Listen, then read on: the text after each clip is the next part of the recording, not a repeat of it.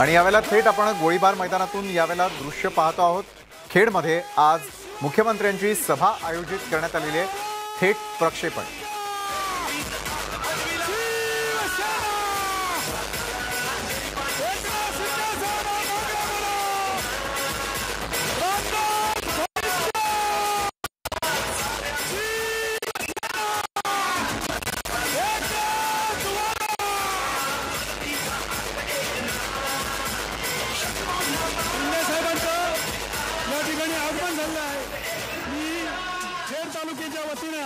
त्यांचं या ठिकाणी सहर्ष स्वागत करतो आणि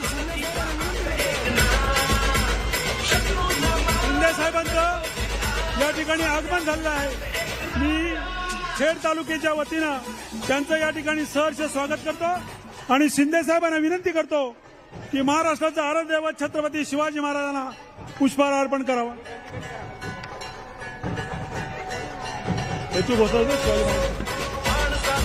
हिंदवी स्वराज सगळ्यांनी जरा दोन हात वर करा। छत्रपती शिवाजी महाराजांबद्दल ज्यांना आदर आहे त्यांनी सगळ्यांनी दोन हात वर करा आणि हात असे थरथरते ठेवायचे। हिंदवी स्वराज्य संस्थापक प्रौढ प्रताप पुरंदर बहुजन प्रतिपालक क्षत्रिय कुलावतंस सिंहासनाधीश्वर राजाधिराज योगीराज शिवप्रभू छत्रपती शिवाजी महाराज की जय भवानी जय शिवाजी। कॅमेऱ्याच्या समोर जे उभे आहेत आता त्या सगळ्यांनी आसनस्थ व्हा, सगळ्यांनी आसनस्थ व्हा। त्या महिला ज्या तिकडे उभ्या आहेत त्यांना जागा मिळत नाही, त्यांनी इथे बॅरिगेट्स जवळ येऊन बसलं तरी हरकत नाहीये, खाली बॅरिगेट्सच्या इथे येऊन बसलं तरी हरकत नाहीये। त्या महिला ज्या कॅमेरामनच्या उजव्या बाजूला म्हणजे माझ्या उजव्या बाजूला हा ती रांग जी त्या महिला आहेत त्यांना पुढे बॅरिगेट्सच्या इकडे जागा आहे तिकडे बसू देत खुर्च्यांच्या समोर।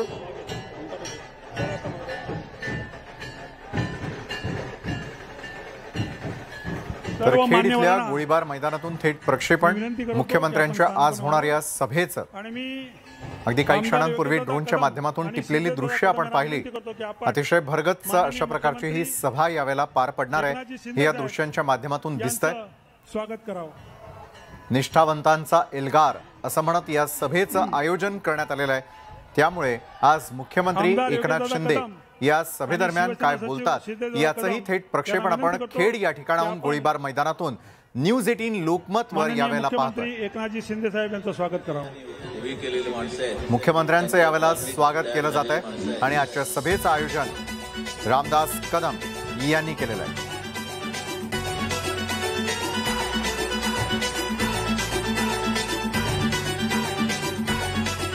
खेडच्या याच गोळीबार मैदानावरती अगदी काही दिवसांपूर्वी उद्धव ठाकरे यांची सभा पार पडलेली होती। त्यामध्ये अनेक आरोप करण्यात आलेले होते। या आरोपांना कशा प्रकारे प्रत्युत्तर दिलं जातं ते कळेलच। मात्र खेड इथल्या गोळीबार मैदानामध्ये यावेळेला मुख्यमंत्र्यांचं जंगी असं स्वागत करण्यात आल्याची दृश्य आपण यावेळेला पाहतोय। एक मोठा पुष्पहार मुख्यमंत्र्यांसाठी आणि त्यांच्या सोबत उपस्थित असलेल्या शिवसेनेच्या या सर्व मंत्र्यांसाठी त्या ठिकाणी आणण्यात आलेला आहे। शिवसेनेच्या निष्ठावंतांचा एल्गार प्रक्षेपण खेड इथल्या गोळीबार मैदानातून महाराष्ट्र राज्याचे लाडके मुख्यमंत्री कार्यक्षम मुख्यमंत्री एकनाथजी शिंदे साहेब इकडे उपस्थित आहेत। मला वाटतं हात वर करून जरा जोरदार टाळी होऊन जाऊ देत शिंदे साहेबांकरता। ही सभा लोकांची आहे। पंचक्रोशीतनं लोक उन्हात शिवसैनिक आज या सभेला उपस्थित असल्याचं आपल्याला पाहायला मिळत आहे। ड्रोनच्या माध्यमातून टिपलेली देखील दृश्य या सभेला किती जणांची उपस्थिती आहे हे दाखवण्यासाठी पुरेशी आहे। सुद्धा खूप लोक उभी आहेत। जेवढी गर्दी या ग्राउंडमध्ये आहे गोळीबार ग्राउंडमध्ये त्याच्यापेक्षा दुप्पट गर्दी बाहेर आहे, रस्त्यावर आहे, लोक ऐकतायत। मी पुन्हा एकदा या सगळ्या खेडवासियांचं कोकणवासियांचं खूप खूप स्वागत करतो। खेडवासियांनी जंगी अशा प्रकारचं स्वागत मुख्यमंत्र्यांचं यावेळी केलेलं आहे आणि मुख्यमंत्र्यांची सभा आणि मुख्यमंत्र्यांची तोफ अगदी काही क्षणामध्ये धडाडायला सुरुवात होईल। तत्पूर्वी मात्र मुख्यमंत्री येण्यापूर्वीच या ठिकाणचं संपूर्ण वातावरण हे अक्षरशः भारावून टाकणाऱ्या अशा स्वरूपाचं होतं। मोठ्या संख्येनं मुख्यमंत्र्यांच्या स्वागतासाठी आणि त्यांचं म्हणणं ऐकून घेण्यासाठी खेडवासियांनी खास करून शिवसेनेच्या शिवसैनिकांनी या ठिकाणी केलेली गर्दी आपण यावेळेला पाहतोय। तर व्यासपीठावरती मुख्यमंत्र्यांचं स्वागत अगदी काही क्षणांपूर्वी करण्यात आलेलं आहे। ऐकण्याकरता ती गर्दी आली आहे।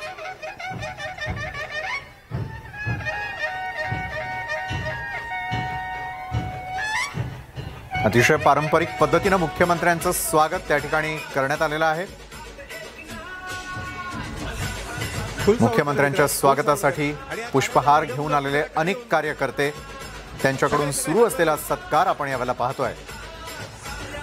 तर तुतारीच्या आवाजामध्ये अक्षरशः अतिशय पारंपरिक पद्धतीने मुख्यमंत्र्यांचं खेडवासियांनी केलेलं स्वागत।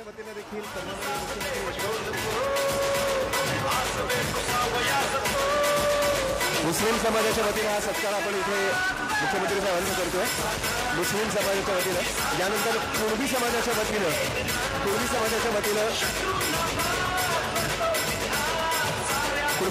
वतीने देखील सत्कार करूया आपण।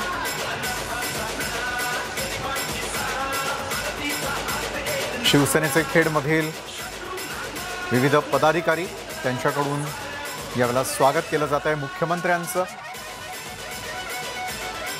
आणि त्याच निमित्तानं खेडमध्ये गोळीबार मैदानावरती पार पडत असलेली ही सभा थेट प्रक्षेपण न्यूज 18 लोकमतच्या माध्यमातून। आणि आज मुख्यमंत्री काय बोलतात, त्यांच्या निशाण्यावरती कोण आहे, हे अगदी काही क्षणामध्ये स्पष्ट होईलच। तत्पूर्वी मुख्यमंत्र्यांच्या स्वागतासाठी रामदास कदम यांच्याकडून या जंगी सभेचं आयोजन करण्यात आलेलं आहे। आणि आयोजन केलेल्या गोळीबार मैदानातून थेट प्रक्षेपण मुख्यमंत्र्यांच्या या सभेचं।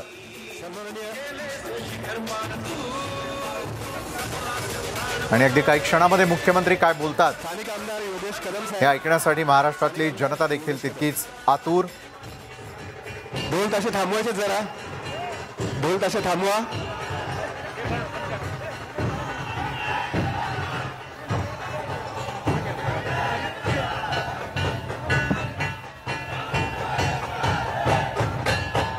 खेडमधील गोळीबार मैदान आणि गोळीबार मैदानातून थेट सभेचं प्रक्षेपण।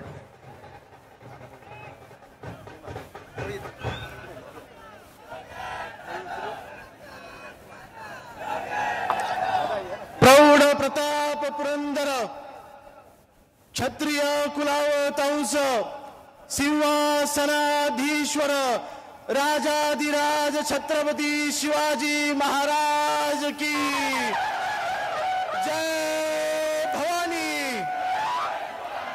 हिंदुहृदय सम्राट शिवसेना प्रमुख सन्माननीय बाळासाहेब ठाकरे यांचा, महाराष्ट्र राज्याचे मुख्यमंत्री सन्माननीय शिंदे साहेबांचा, व्यासपीठावर उपस्थित महाराष्ट्र राज्याचे मुख्यमंत्री शिवसेनेचे मुख्य नेते सन्माननीय शिंदे साहेब, सन्माननीय रामदासभाई कदम, सन्माननीय गजाननजी कीर्तिकर, सन्माननीय उदयजी सामंत, सन्माननीय केसरकर साहेब, भरतजी गोगावले, माजी आमदार, शिवसेनेचे सर्व सचिव, उपस्थित सर्व आमदार, शिवसेनेचे सर्व नेते, सन्माननीय व्यासपीठ समोर उपस्थित दापोली, खेड, मंडणगड आणि कोकणामधील सर्व जनसमुदाय, बंधू भगिनी आणि मातांनो, सर्वप्रथम सन्माननीय शिंदे साहेब, जर का आपण निर्णय घेतला नसतात तर आज शिवसैनिकांना न्याय मिळाला नसता। इतकी मोठी अफाट आणि भव्य दिव्य सभा आज खेडमध्ये झाली नसती आणि त्यासाठी आपल्या सर्वांना मी आपला आभार मानतो। अन्यायाला वाचा फोडण्याचं काम, दापोली मतदारसंघामधल्या शिवसैनिकाला संपवायचं काम दुर्दैवाने शिवसेनेच्या तत्कालीन पक्षप्रमुखांकडून होत होतं।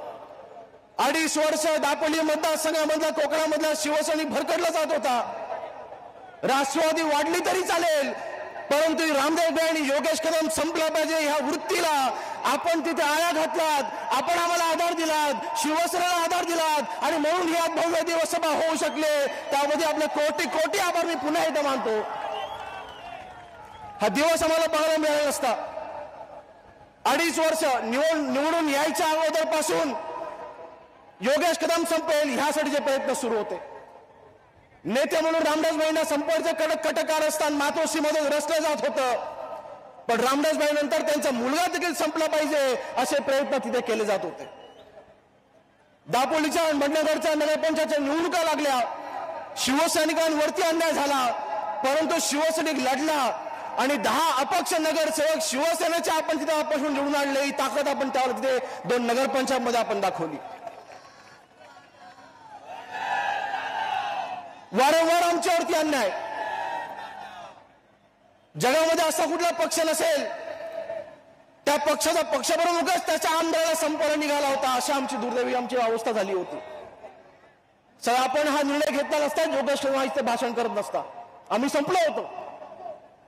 आपण जर का आम्हाला आधार दिला नसता, योगेश कदम शिवसैनिक संपला असता, मी हा देखील पर्याय दिला होता. मी त्यावेळेला आदित्यजीला जाऊन भेटलो होतो, मी त्यावेळेला मिलिंद नार्वेकरला जाऊन भेटलो होतो, मी त्यावेळेला संजय राऊताला जाऊन भेटलो होतो. मी सगळ्यांना विनवण्या करत होतो. मला 6 महिने मला माझ्या पक्षप्रमुखांनी, तत्कालीन पक्षप्रमुखांनी मला उद्धवजींनी भेटायची वेळ दिली नाही.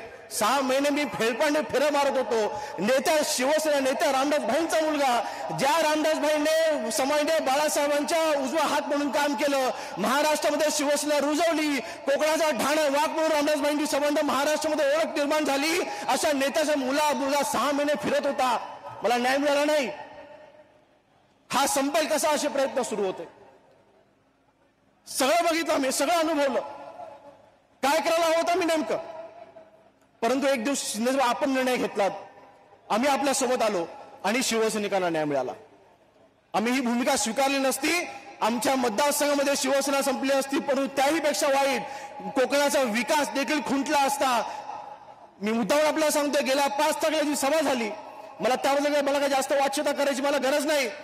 पत्रकार मला सकाळपासून विचारत होते, आजची उत्तर सभा आहे का, उत्तर सभा आहे का. म्हटलं ही अजिबात उत्तर सभा नाही, व्यासपीठावरून याला उत्तर दिलं जाणार नाही. व्यासपीठाच्या समोर जी जनसमुदाय असेल तेच ह्याचं उत्तर असेल. शिवसैनिक ह्याला उत्तर देईल, सभेला उत्तर देईल, आम्हाला उत्तर द्यायची गरज पडणार नाही.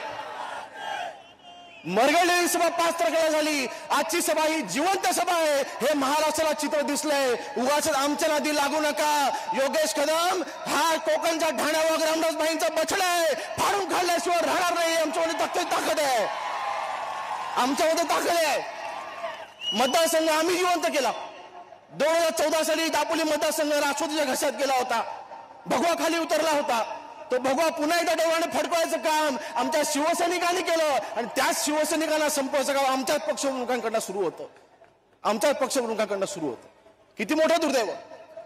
काय केलं कोकणासाठी? 2.5 वर्ष मुख्यमंत्री पद होतं. या 2.5 वर्षामध्ये कोकणासाठी काय केलं? एक तर निधी दिला का दाखवा.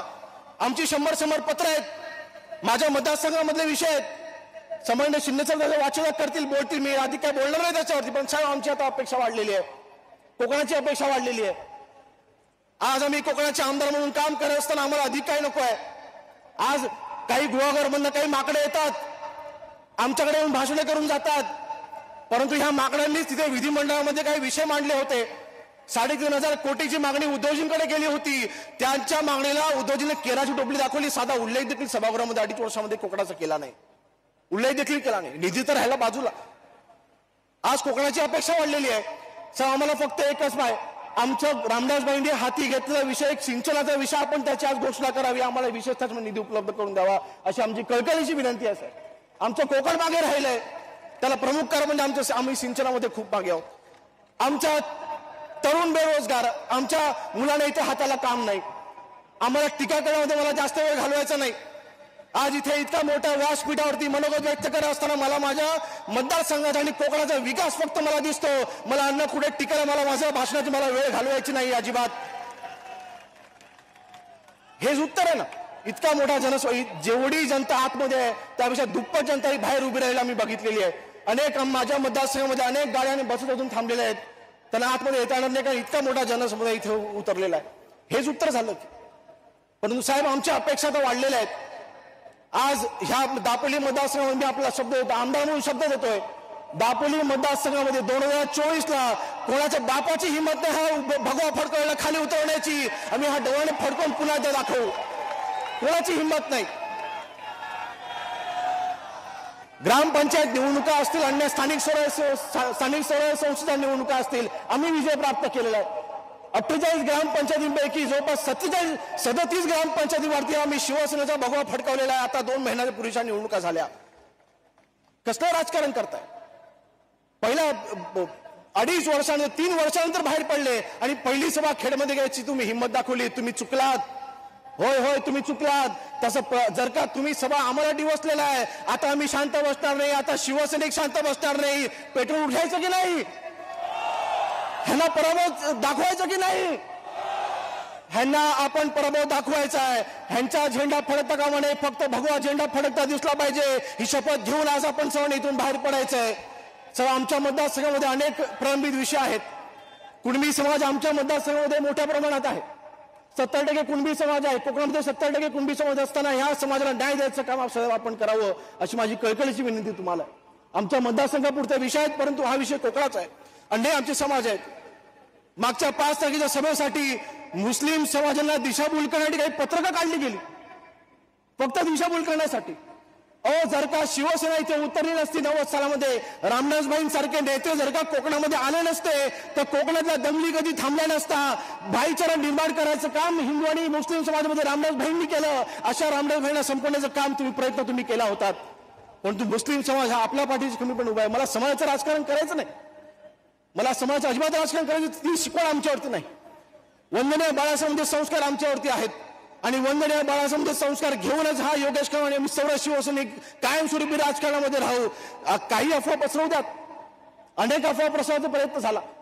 आम्ही भाजपमध्ये जाणार, आम्ही भाजपमध्ये विलीन होणार, भाजप पक्ष वाईट आम्ही असं म्हणत नाहीये, परंतु आमची दिशाभूल करून, आमची बदनामी करून फक्त आम्हाला बदनाम कसं करायचं असे प्रयत्न सुरू होते. 50 खोके या व्यतिरिक्त दुसरं काहीच नाही. ज्या वेळेला खेड शहर जेव्हा 3 दिवस पाण्याखाली होतं, 15 दिवस खेड शहर चिखल साफ करत होता, आमच्या खेड शहरामधली दयनीय अवस्था बघायला देखील त्याला मुख्यमंत्री आले नाहीत. परंतु यांचे अश्रू पुसण्यासाठी खेड तालुक्याचे मतदारसंघामधले अश्रू पुसण्यासाठी शिंदेसाहेब आपण आलात. आपण शिवसेनेला मदत केली, आपण खेडला सावरलं. तर 2 कोटी तात्काळ आपण त्यावेळेला मंजूर केलेत, परंतु तत्कालीन मुख्यमंत्री त्यावेळेला आले नाहीत. विनवण्या केल्या होत्या. आदित्यजी आले, गाडीतनं उतरले, 4 पावलं देखील चालले नाही. उद्याजी आपण त्याला सोबत होतात, आपण त्यावेळेला आपण मंत्री असून आपल्या सोबत राहावं लागलं. 4 पावलं देखील चालले नाही, परंतु आपण खेड शहर अख्खं फिरलात. निसर्ग चक्रीवादळ आलं. आजही माझ्या मतदारसंघामधील निसर्ग चक्रीवादळामुळे बाधित झालेल्या इथे काही कुटुंब उपस्थित असतील. आजही कुटुंब उद्ध्वस्त आहेत, शेजाऱ्याच्या घरात राहतात. आजही त्यांना राहण्यासाठी घर नाही. त्यावेळेला मुख्यमंत्री उद्धवजी होते. उद्धवजी, आपण आमच्या दापोली मतदारसंघामधल्या आमच्या शिवसैनिकांचे, कोकणवासियांच्या अश्रू पुसायला तुम्ही आलात नाहीत. कोण आलं असेल तर सन्माननीय एकनाथजी शिंदे साहेब आले आणि रिकाम्या हाताने मदत घेऊन आले. तर आपण त्या दिवसापासून आम्हाला सांभाळतोय. आज आपण मुख्यमंत्री आहात आणि म्हणून ही तुलना मला करायची नव्हती, परंतु दुर्दैवाने आज जे काही घडलं, पण मी म्हणेन जे घडतं चांगल्यासाठीच घडतं. जर का ते घडलं नसतं तर कदाचित शिंदे साहेब हे मुख्यमंत्री झाले नसते. त्यांनी केलेल्या अन्यायामुळे आज आम्ही ही भूमिका घेतली आणि आज शिंदे साहेब मुख्यमंत्री झालेत. साहेब, मी पुन्हा एकदा आपल्या मनापासून आभार मानतो. आज आपला इतका मोठा जनसमुदाय आपल्या आशीर्वाद द्यायला आलाय. काही लोकांनी वाचिता केली की ही शिंदे साहेबांची शेवटची सभा असेल, ह्याच्यापुढे मुख्यमंत्री म्हणून सभा नसेल. माझं त्यांना चॅलेंज आहे, अरे भास्कर जाधव, तुझ्या गुहागर मतदारसंघामध्ये निवडून येऊन दाखव. मला पांड्याची भाषा तू नंतर ती कर. एक जिल्हा परिषद सदस्य निवडून येऊन दाखव. माझे तुला चॅलेंज आहे. म्हणून मी अधिक काही घेणार नाही. साहेब, मी पुन्हा एकदा, आपण मुख्यमंत्री असताना कोकणवासियांच्या अनेक अपेक्षा आहेत, या अपेक्षा आपण नक्कीच पूर्ण कराल एवढीच वाचिता करतो आणि अधिक वेळ नका ते इथेच थांबतो. जय हिंद, जय महाराष्ट्र.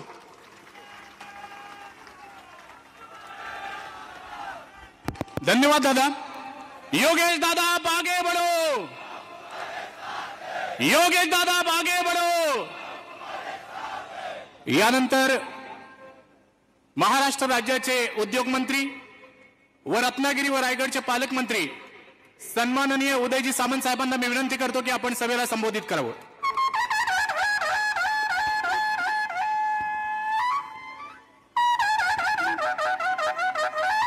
महाराष्ट्र राज्याचे संवेदनशील आणि भावनाप्रधान मुख्यमंत्री, आम्हा सर्वांचेच मार्गदर्शक आदरणीय एकनाथ शिंदे साहेब, शिवसेनेचे नेते आदरणीय रामदासभाई कदम, शिवसेनेचे नेते खासदार गजानन कीर्तीकर साहेब, मंत्रिमंडळातील माझे ज्येष्ठ सहकारी दीपकभाई केसरकर, ज्यांच्या पुढाकारानं हा मेळावा होतो, ही सभा होते, ते माझे विधिमंडळातील सहकारी